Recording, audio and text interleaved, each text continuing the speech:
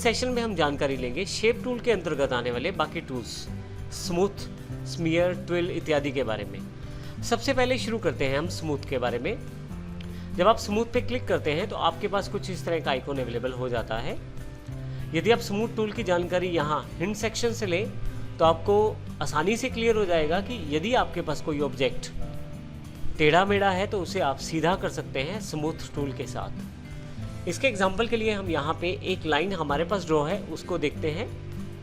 आप देखेंगे कि लाइन यहाँ दूर से, अर्थात जब जूम आउट है तो ऐसा लग रहा है कि लाइन बिल्कुल सीधी है, लेकिन जैसे ही मैं यहाँ पे जूम टूल का प्रयोग करके जूम इन करता हूँ तो आप देखेंगे कि जो लाइन है उसमें थोड़े जिगजैग बने हुए हैं, अर्थात लाइन थोड़ी सी सीधी नहीं है, उसमें जिगजैग्स हैं।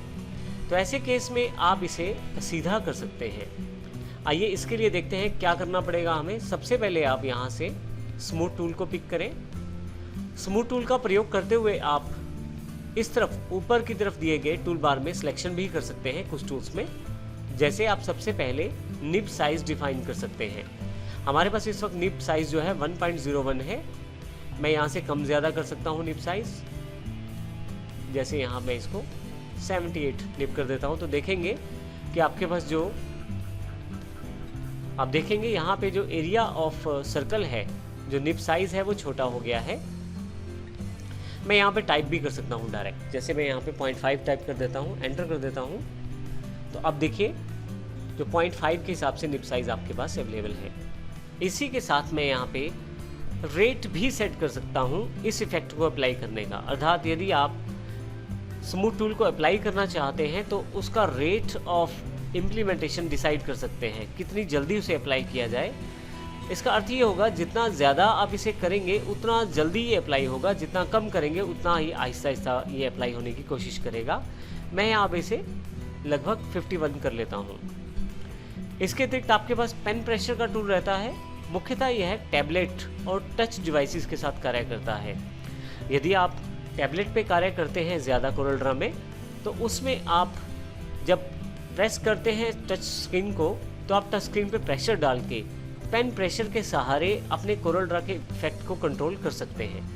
लेकिन आइए, क्योंकि हमारे पास डेस्कटॉप है तो हम इन दो टूल्स की जानकारी यहाँ पे लेंगे। जैसे हमने यहाँ पे अभी डिसाइड किया है 0.5 निब साइज और 51 जो है मेरे पास रेट है, वो स्पीड जिसके आधार पे मेरे पास यहाँ पे स्मूथ टूल कार्य करेगा।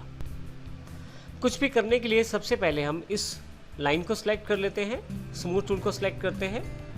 आपके पास ये लाइन सिलेक्टेड है। अब मैं यहाँ पे माउस को रखता हूँ और लेफ़्ट क्लिक प्रेस करके रखता हूँ। आप देखेंगे जो लाइन है वो स्मूथ शेप में वापस आना शुरू हो गई है।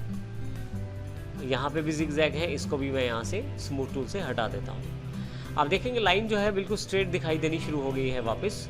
और यहाँ से मैं फिर से जूम टूल पिक कर लेता हूँ और थोड़ा सा यहाँ से जूम आउट कर लेता हूँ तो आप देखेंगे लाइन बिल्कुल सीधी दिखाई दे रही है। ये इसका पहला प्रयोग हमने देखा है। बिल्कुल सिंपल प्रयोग है ये, जिसमें हमने किसी लाइन को सीधा किया है उसके जिगजैग्स को हटाकर। आप कर्व्स में यदि काम करते हैं तो उसमें भी बिल्कुल इस तरह से आप स्मूथ टूल को प्रयोग कर सकते हैं। बेसिकली स्मूथ टूल कार्य कैसे करता है? स्मूथ टूल बेसिकली नोड्स को हटाता है। इसका अर्थ ये हुआ कि एक ऑब्जेक्ट में काफ़ी सारी नोड्स अवेलेबल रहती हैं यदि, तो आप स्मूथ टूल से उन सभी एक्स्ट्रा नोड्स को हटा सकते हैं जिससे कि वो नोड जो है डिसऑर्डर है। तो अगर आप उन नोड्स को हटाते हैं तो लाइन फिर से सीधी होनी अपने आप शुरू हो जाती है। नोड्स वाले एग्जाम्पल को हम अगले सेशन में देखेंगे, जिसमें हम टेक्स्ट को कर्व में कन्वर्ट करके फालतू की नोड्स को हटाएंगे और ट्राई करेंगे उस टेक्स्ट को स्मूथ करने के लिए। लेकिन अभी इस सेशन में हम एक एग्जाम्पल और लेने वाले हैं। हम कुछ इस तरह की शेप स्मूथ टूल से डिज़ाइन कर सकते हैं जैसे कि वो हाथ से बनाई गई हो। इसके लिए जैसे मैं यहाँ से रेक्टेंगल ले लेता हूँ और यहाँ क्लिक कर देता हूँ।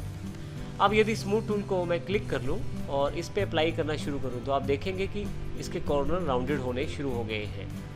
कुछ इस तरह से मैं अपने हाथों से आसानी से स्मूथ टूल का प्रयोग करते हुए इस तरह की शेप बना रहा हूँ जैसे कि मैंने खुद हाथ से ही शेप्स बनाई हैं। तो इस तरह की हैंडमेड्स शेप्स टाइप्स बनाने के लिए आप स्मूथ टूल का भी प्रयोग कर सकते हैं। एक एग्जांपल और ले लेते हैं। हम यहाँ से पॉलीगॉन टूल को ले रहे हैं और यहाँ पे एक मैंने पॉलीगॉन ड्रॉ कर लिया है। अगर मैं इस पे स्मूथ टूल को अप्लाई करूँ तो आप देखेंगे किस प्रकार यह पॉलीगॉन को स्मूथिंग प्रोवाइड कर रहा है। उसके जो एजिस जो कि बिल्कुल स्पार्ट थे उनको कर्व किया जा रहा है और उनको अपने हिसाब से हम मॉडिफाई कर सकते हैं। तो इस प्रकार आसानी से आप बेसिक शेप्स को कुछ इस प्रकार से डिज़ाइन कर सकते हैं जैसे कि वो आपके हाथ से बनाई गई हैं। तो इस प्रकार हम स्मूथ टूल्स के द्वारा इन बेसिक शेप्स को भी मॉडिफाई करके अपने अकॉर्डिंग जैसी शेप चाहते हैं वैसा डिज़ाइन कर सकते हैं। तो इस प्रकार हमने इस सेशन में स्मूथ टूल का बेसिक यूज़र देखा है। नेक्स्ट सेशन में हम देखेंगे किस प्रकार टेक्स्ट टूल पे हम स्मूथ टूल को अप्लाई कर सकते हैं कर्व बनाने के पश्चात, और उसका किस प्रकार नोट्स को डिलीट करने के लिए भी प्रयोग किया जाता है। धन्यवाद।